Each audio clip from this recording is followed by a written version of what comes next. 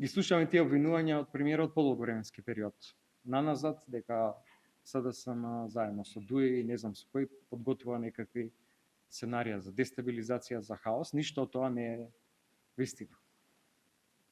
Еве до сега требаше да се случи некаква дестабилизација, поради тоа што премиерот не обвинува за тоа полувременски период наназад, не само сега во очи на изборите.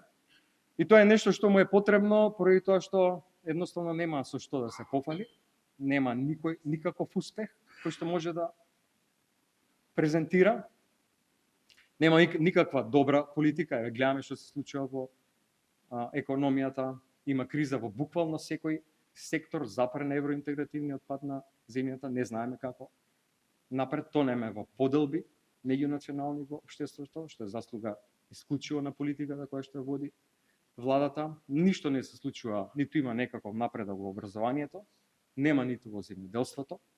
Сите добри мерки и политики практично престанаа, премиерот нема што да прави, освен да обвинува за некаква дестабилизација. Такво сценарио ниту има, ниту размислуваме.